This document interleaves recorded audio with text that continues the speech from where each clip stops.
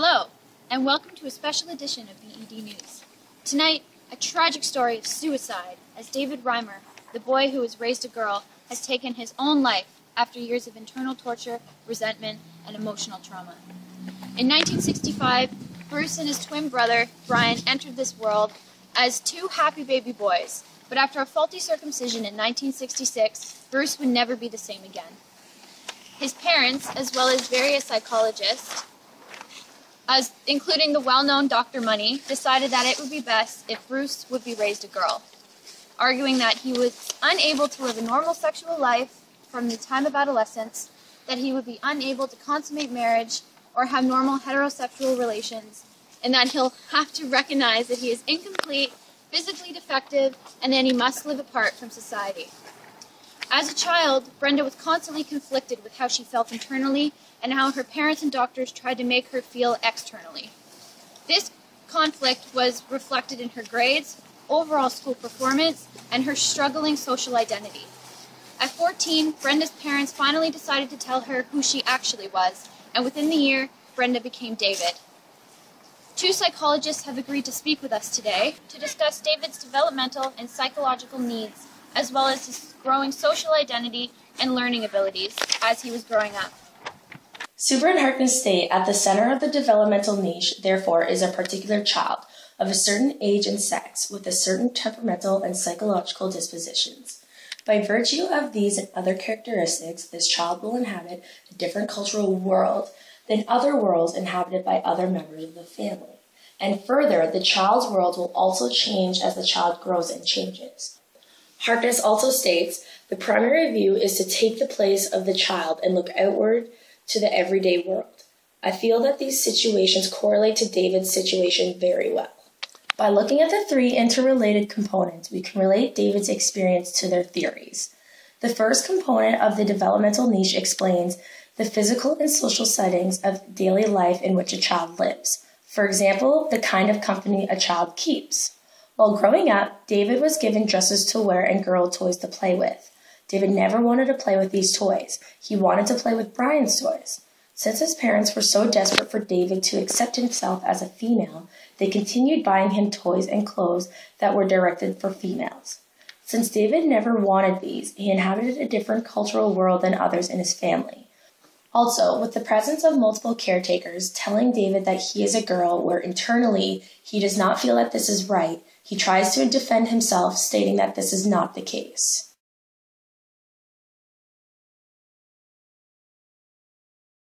But once he gets older, he starts saying what everyone wanted him to say, so he'd not feel as much pressure and to keep everyone else happy. The second component focuses on culturally regulated customs of childcare and child-rearing practices, which can include formal versus informal learning and independence versus dependence training.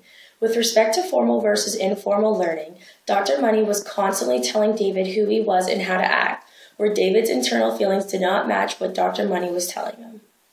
The last component relates to the psychology of the caretakers, or the psychology characteristics of a child's parents.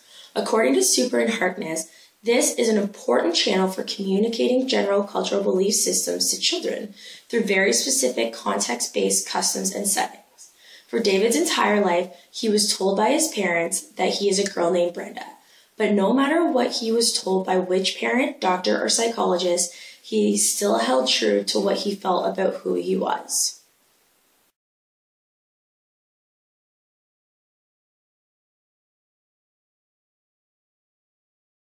Brenda's case is a very unique one. Describing the difficulties Brenda faced in life and in school can be approached from a theoretical perspective. My hierarchy of needs shows that there are certain needs that must be met in order to fully develop and learn. The hierarchy shows physiological needs as the base, followed by safety, love and belonging, esteem, and finally, self-actualization.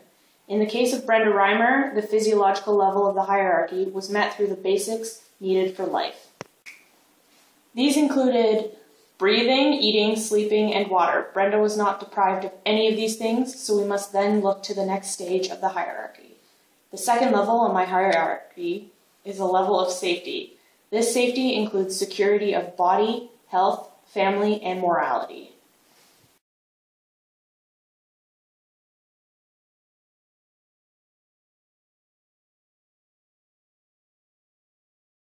This security was jeopardized by Dr. Money and Brenda's family pushing the wrong gender by not taking into account the feelings of Brenda herself. When my folks weren't around, well then, we did what we were told, and if we didn't, then we got yelled at to the point where we thought we were going to get backhanded. There was no security of self, and therefore no security in general. Because these needs were not met, it was difficult, if not impossible, for Brenda to reach the higher levels in the hierarchy. Due to the lack of completion of this stage, Brenda was unable to move forward.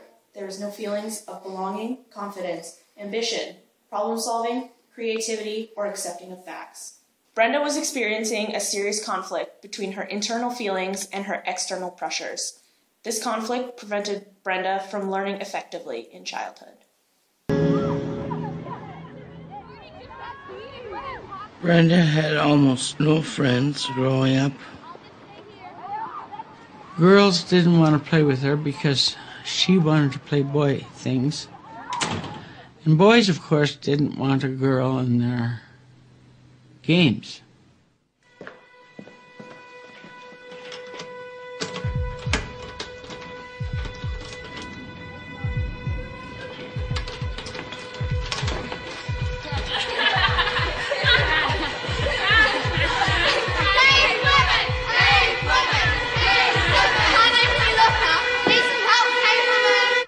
Well, the kids at school were bullying me because I was different.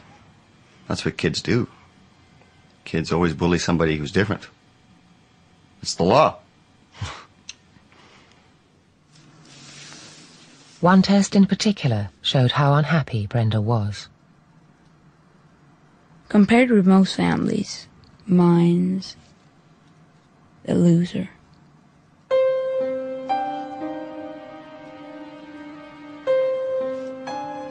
I think most girls aren't very nice. My feeling about married life is rotten. My mother and I have nothing in common.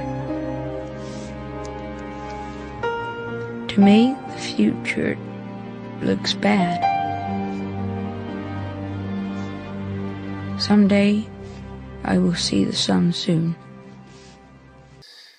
As Brenda feels unsafe and has low self-esteem, it is imperative as a teacher that I create a classroom which is a safe place. Even if the outside of the classroom might be unsafe for Brenda, classroom is at least a place of relief. I will support who she is in order to increase her self-esteem and security in the class. I will also strive to relate to Brenda as much as I can to understand her and also to teach her effectively.